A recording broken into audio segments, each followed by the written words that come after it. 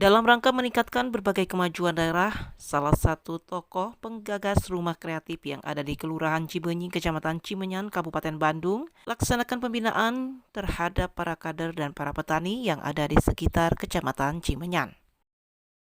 Siti Rohimah selaku tokoh rumah kreatif terkait dengan kegiatan silaturahmi sekaligus pembinaan kepada para petani yang ada di lingkungan Kecamatan Cimenyan mengungkapkan.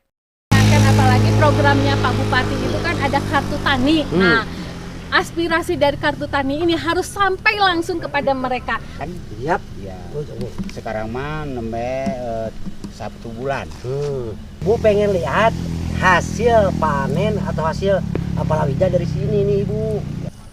Komoditi itu dari rumah komoditi, dari hasil Bapak masuk ke rumah komoditi, nanti di rumah komoditi diolah langsung masuk ke warung-warung. Sayurannya nanti langsung masuk ke warung-warung. Langsung sayuran Bu ya.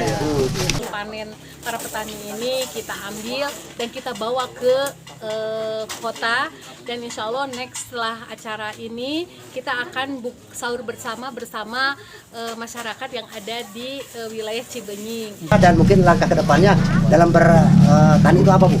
Nah, tetap semangat Pak ya, jadikanlah diri Bapak sebagai petani. Insya Allah dari dulu teh nu paling beunghar teh para petani. Para petani tetap semangat, dihimbau supaya hasil panen dan hasil taninya itu memang harus menjadikan suatu standar SOP.